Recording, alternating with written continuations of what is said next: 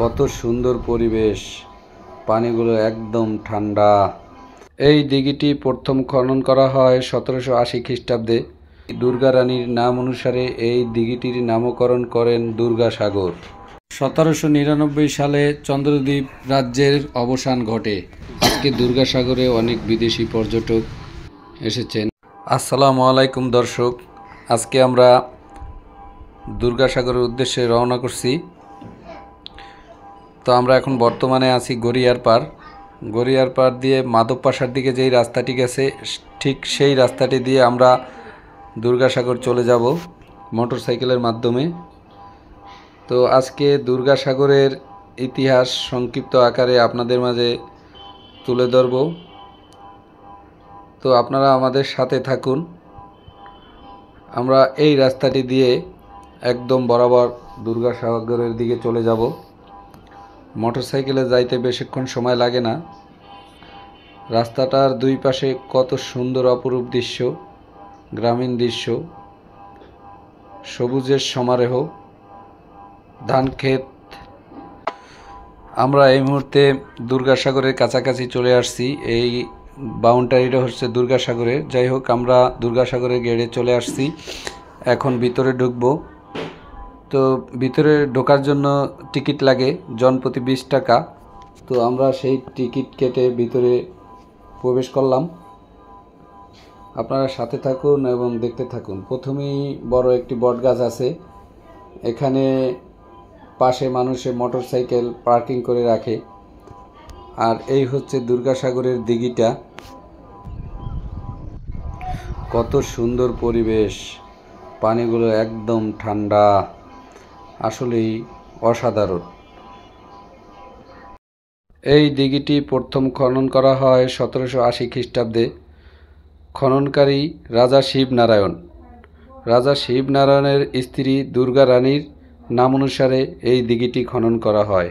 1780 খ্রিস্টাব্দে রাজা শিবনারায়ণ তার স্ত্রীর প্রতি অগাধ ভালোবাসা প্রমাণের জন্য এবং পানি সংকট নিরসনের জন্য এই দিঘিটি খনন করেন।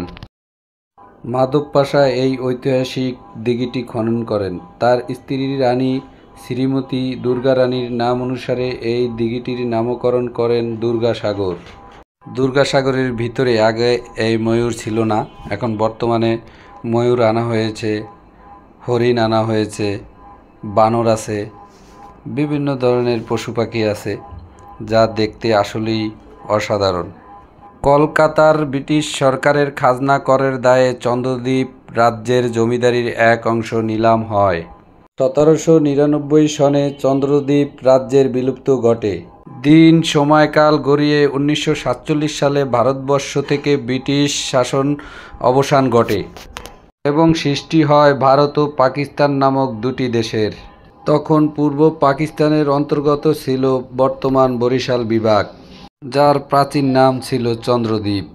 দুর্গাসাগরের ভিতরে আগে এতটা উন্নত ছিল না। এখন বৃষ্টি হলেও সমস্যা নেই, মানুষ হাঁটার মতো অনেক জায়গা আছে। আপনারা দেখতে পাচ্ছেন যে আমি একটি সিঁড়ি দিয়ে নামছি। এখানে মূলত এটা করা হয়েছে মানুষ যাতে এখান থেকে মাঝখানের যে ভিউটা নিতে পারে, ছবি নিতে পারে, সেই জন্যই কিন্তু এটা তৈরি করা হয়েছে। এটা আগে ছিল না, এখন বর্তমানে এই কাজগুলা করা হয়েছে। 5-6 বছর আগে এগুলা কিছুই ছিল না। তো আগের দুর্গাসাগর আর বর্তমানের দুর্গাসাগরের ভিতরে অনেক তফাৎ আছে। সব মিলিয়ে দুর্গাসাগর এখন অনেক ডেভেলপ হয়ে গেছে আগের তুলনায়। 400 বছরের প্রাচীন এই কীর্তি অযত্ন ও অবহেলায় ভরাট হয়ে যাওয়ায় প্রথম খননের 194 বছর পর গণপ্রজাতন্ত্রী বাংলাদেশ সরকারের মাননীয় মন্ত্রী শহীদ আব্দুর রফ সেরনিয়াবাদ 1974 সনে পূর্ণ খনন করে দিঘির মাঝখানে দ্বীপটি তৈরি করেন। অতঃপর 1996 সনে ভূমি মন্ত্রণালয়ের অধীনে দুর্গাসাগরের দিঘি উন্নয়ন পাখির অভয় অরণ্য নামে একটি প্রকল্পের আওতায় এনে সংস্কারের কাজ শুরু করেন জেলা প্রশাসন বরিশাল। আজকে দুর্গাসাগরে অনেক বিদেশি পর্যটক এসেছেন, তাদের সাথে আমাদের দেখা হয়েছে। যাই হোক, দুর্গাসাগরের এই সংক্ষিপ্ত ইতিহাস আপনাদের মাঝে তুলে ধরলাম। ধন্যবাদ, সবাইকে ভালো থাকবেন।